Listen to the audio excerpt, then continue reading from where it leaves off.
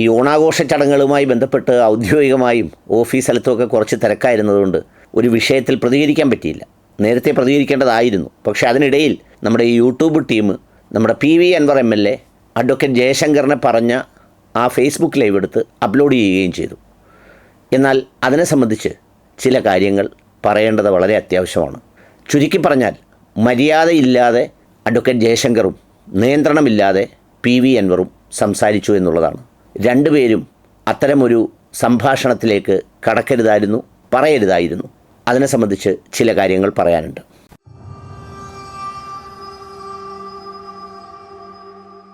ജയശങ്കർ വക്കീൽ ഞാനുമായി സംസാരിക്കുകയും ഇടപെടുകയും ഒക്കെ ചെയ്യുന്ന ഒരു ജ്യേഷ്ഠ സുഹൃത്താണ്. അദ്ദേഹത്തെ സംബന്ധിച്ചിടത്തോളം അദ്ദേഹം പല കാര്യങ്ങളിലും പല അഭിപ്രായങ്ങളും പറയാറുണ്ട്. ഒരു കാലത്ത് ഒരു രാഷ്ട്രീയ വിമർശകനായും ഒരു ജേർണലിസ്റ്റായുമൊക്കെ മാധ്യമം വാരികയിലും അതുപോലെ തന്നെ ഇന്ത്യ വിഷൻ ചാനലിലും ഒക്കെയാണ് അദ്ദേഹം രംഗപ്രവേശം ചെയ്ത് ഇപ്പോൾ അദ്ദേഹം വളരെ പോപ്പുലറായ ഒരാളായി മാറി. ഇവിടെ ഒരു പ്രധാനപ്പെട്ട കാര്യം അദ്ദേഹം മനസ്സിലാക്കേണ്ടത്, അദ്ദേഹം ഒരു നിഷ്പക്ഷനാണ് എന്ന് തോന്നിപ്പിക്കുമ്പോഴും യഥാർത്ഥത്തിൽ അദ്ദേഹത്തിൻ്റെ കൃത്യമായ പക്ഷം അഥവാ മുസ്ലിം വിരോധം അത് പലപ്പോഴും തെളിഞ്ഞു കാണാറുണ്ട്. പലപ്പോഴും അത്തരം കാര്യങ്ങൾ അദ്ദേഹത്തോട് ശ്രദ്ധയിൽപ്പെടുത്താറുമുണ്ട്. അദ്ദേഹം ഈ പറയുന്ന ലീഗിനെ അംഗീകരിക്കും, കുഞ്ഞാലിക്കുട്ടിയെ പറയും, മുനീർ സാഹിബ് നല്ല ആളാണെന്ന് പറയും, പിന്നെ അതുപോലെ തന്നെ കാന്തപുര ഉസ്താദ് സെക്കുലറാണെന്ന് പറയും. എന്നിട്ടോ ഈ സമുദായത്തെ എല്ലാ അർത്ഥത്തിലും ഇരയാക്കി കൊടുക്കാൻ കഴിയുന്ന രീതിയിലുള്ള പരാമർശങ്ങൾ നടത്തി പിടിച്ചവരെ നിർത്തി കൊടുക്കും. അതിന് ഉപകരണമാക്കി മൗദൂദി ചാനലെന്നോ മൗദൂദി പത്രമെന്നോ അല്ലെങ്കിൽ KT ജലീലിനെയോ അല്ലെങ്കിൽ PV അൻവറിനെയോ പേരിട്ട് വിളിച്ചാണ് അദ്ദേഹം ഇത്തരം കാര്യങ്ങൾ ചെയ്യുന്നത്. അത് കേൾക്കുന്നവർക്ക് അദ്ദേഹം വിചാരിക്കുന്നത് ഇത് അവരെ മാത്രം പറയുന്നതാണ്, ബാക്കി ആരെയും ഉദ്ദേശിക്കുന്നില്ല എന്ന് വിചാരിക്കുമെന്നാണ്. പക്ഷേ വക്കീൽ അദ്ദേഹം അത് കേൾക്കുന്ന അരിയാഹാരം കഴിക്കുന്ന എല്ലാവർക്കും മനസ്സിലാവും.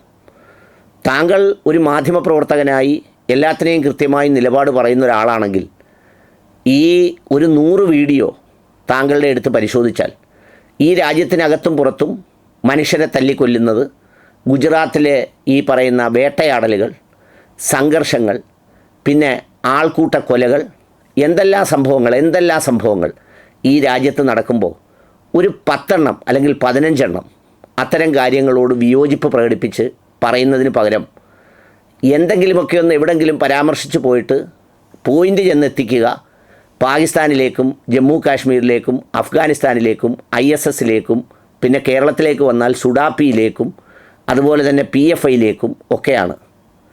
അവരാരും നല്ലതാണെന്നുള്ള അഭിപ്രായമല്ല ഞാൻ പറഞ്ഞത്. പക്ഷേ മറുവശത്ത് ഈ തോന്നിയാസങ്ങളെല്ലാം കാണിക്കുന്ന ആളുകളുണ്ടെങ്കിലും അത് ഇദ്ദേഹം അങ്ങ് വിട്ടുകളയും. അതെല്ലാവർക്കും മനസ്സിലാവും. ഇപ്പോൾ കഴിഞ്ഞ ഈ സംഭവം തന്നെ നോക്കൂ. PV അൻവർ എന്താ ചെയ്തത്? അദ്ദേഹം യഥാർത്ഥത്തിൽ അദ്ദേഹത്തിന് ബോധ്യമുള്ള കുറേ കാര്യങ്ങൾ വിളിച്ചു പറഞ്ഞു. അസാമാന്യ റിസ്ക്കാണ് എടുത്തത്, അസാമാന്യ ധൈര്യമാണ് കാണിച്ചത്. ആ ധൈര്യവും കരുത്തും അംഗീകരിച്ചു കൊടുത്തേ പറ്റൂ, പാർട്ടി ഏതായാലും. ആരെ കൊണ്ടൊക്കെ ഇത് പറയാൻ? മലപ്പുറത്തും മലബാറിലുമൊക്കെ ഒരുപാട് രാഷ്ട്രീയ പാർട്ടികളുണ്ടല്ലോ. എല്ലാവരും രഹസ്യമായി പലതും പറയുന്നല്ലോ. പരസ്യമായിട്ട് ഏതെങ്കിലും ഒരു ശബ്ദമുയർത്താൻ ഒരാൾക്കെങ്കിലും കഴിയുന്നില്ല. അപ്പോൾ തണ്ടിനുറപ്പുള്ളവനെ തൻ്റേടിയായി അംഗീകരിക്കണം. അയാൾ എന്തെങ്കിലും ഈ പറയുന്ന ജയശങ്കർ വക്കീലിനെ പറഞ്ഞില്ല. ജയശങ്കർ വക്കീലിൻ്റെ സമുദായത്തെ പറഞ്ഞോ? ഇല്ല. വക്കീലന്മാരെ വല്ലതും അയാൾ പറഞ്ഞോ? ഒന്നും പറഞ്ഞില്ല. പിന്നെന്തിനാണ് പുള്ളി ചാടി വീഴുന്നത്? പുള്ളി ചാടി വീഴുന്നത് അങ്ങയുടെ കൃത്യമായ മതവിരോധം, മുസ്ലിം സമുദായത്തോടുള്ള വിരോധം തന്നെയാണെന്നാണ് അങ്ങയോടുള്ള എല്ലാ സ്നേഹവും ഇഷ്ടവും സൂചിപ്പിച്ചുകൊണ്ട് എനിക്ക് പറയാനുള്ളത്. ആരാണ് PV അൻവറോട് മതരാഷ്ട്രവാദം ഉന്നയിച്ചത്?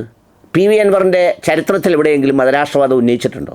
പിന്നെ ജലീൽ പണ്ടങ്ങാണ്ട് സിമിയിലായിരുന്നു എന്ന് വിചാരിച്ച് അയാൾ ഫൈറ്റ് ചെയ്യുന്നത് മുഴുവൻ ലീഗിനെതിരാണ്, അയാൾ ഫൈറ്റ് ചെയ്യുന്നത് മുഴുവൻ ജമാഅത്ത് ഇസ്ലാമിക്കെതിരാണ്, അയാൾ ഫൈറ്റ് ചെയ്യുന്നത് മാധ്യമത്തിനെതിരാണ്, അയാൾ ഫൈറ്റ് ചെയ്യുന്നത് അയാളുടെ രാഷ്ട്രീയവും അയാളുടെ വ്യക്തിത്വവും അയാളുടെ വളർച്ചയും നോക്കിയാണ്. ഇനി അത് മാത്രമല്ല, ഇപ്പോൾ പ്രധാനമന്ത്രി പൂജ നടത്തുകയും ചീഫ് ജസ്റ്റിസ് അടുത്ത് നിൽക്കുകയും ഭാര്യ മണിയടിക്കുകയും ചെയ്യുന്നത് കാണുന്ന കാലത്ത് ഈ പറയുന്ന പണ്ടങ്ങാണ്ടത്തെ ചിമിയുടെ കാര്യം ഇപ്പോൾ പറഞ്ഞുകൊണ്ട് ആക്ഷേപിക്കുന്നതുകൊണ്ട് വല്ല കാര്യമുണ്ടോ? അപ്പോൾ അങ്ങയുടെ ലക്ഷ്യം വളരെ കൃത്യമാണ്. അങ്ങക്ക് ഈ അൻവർ ഈ പറയുന്ന പിന്നെ മുഖ്യമന്ത്രി ഫൈറ്റിൽ അങ്ങേക്കിഷ്ടം രാഷ്ട്രീയമായി മുഖ്യമന്ത്രിയോട് വിരോധമുണ്ടെങ്കിലും കൂടുതൽ വൈരാഗ്യം അൻവറിനോടാണ്. കാരണം ഒറ്റ കാരണമേ ഉള്ളൂ, അൻവറും ജലീലുമൊക്കെ ഈ പേരുകാരായി പോയതുകൊണ്ടാണ്. അതുകൊണ്ടല്ലേ നിങ്ങൾ മതരാഷ്ട്രവാദം ഉയർത്തിയത്? ഞാൻ മലബാറിലെ ഒരുപാട് കോൺഗ്രസ് നേതാക്കളോട് വളരെ കഠിനമായി അൻവറിനോട് വിയോജിക്കുന്നവരോട് ചോദിച്ചവരും ഒരൊറ്റ ആൾ പോലും PV അൻവറോ അദ്ദേഹത്തിൻ്റെ പിതാവോ പിതാവിൻ്റെ പിതാവോ ഒരു കാലത്തും ഒരു മതതീവ്ര നിലപാടുകാരനായി എങ്ങും ഉണ്ടായിട്ടേ ഇല്ല. പിന്നെന്തിനാണ് അങ്ങ് ഈ കടി തീർത്തത്? അത് വല്ലാത്തൊരു സംഗതിയായിപ്പോയി. അതുകൊണ്ട് ഇനിയെങ്കിലും കേരളത്തിൽ ഒരുപാട് ഈ പറയുന്ന നല്ല സംസാരിക്കാൻ വശമുള്ള ആളുകളുടെ എണ്ണം വളരെ കുറവാണ്. അങ്ങേപ്പോലുള്ള ആളുകൾക്കൊക്കെ അവിടെ സ്പേസ് ഉണ്ട്. പക്ഷേ അങ്ങയുടെ ഉള്ളിൽ ഉറച്ചിരിക്കുന്ന മുസ്ലിം വിരോധം അല്ലെങ്കിൽ ഈ കേന്ദ്രഭരണത്തോടും സംഘടനാ സംവിധാനത്തോടും ചെയ്യുന്ന ഒരു കീഴടങ്ങലുണ്ടല്ലോ, അത് ഉപേക്ഷിക്കണം. കുറഞ്ഞ പക്ഷം ആളുകൾക്ക് തോന്നത്തക്ക വിധം ഒന്ന് ബാലൻസ് ചെയ്തെങ്കിലും സംസാരിക്കണമെന്നുള്ളതാണ് അങ്ങയോടുള്ള അഭ്യർത്ഥന.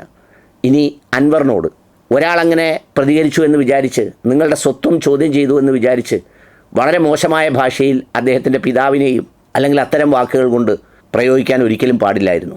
താങ്കളൊരു ജനപ്രതിനിധിയാണ്, 2 3 തവണ ജയിച്ച ആളാണ്. താങ്കളൊരു പൊതുപ്രവർത്തനത്തിൻ്റെയും വലിയൊരു ക്രെഡിബിലിറ്റിയുടെയും ട്രാക്ക് റെക്കോർഡ് അവകാശപ്പെടുന്നുണ്ട്. അങ്ങനെ അവകാശപ്പെടുന്നിടത്ത് താങ്കൾ അത്തരമൊരു നിലവിട്ട ഭാഷണം, അതിൽ ഒരുപാട് വാക്കുകൾ ഒട്ടും യോജിച്ചതല്ല.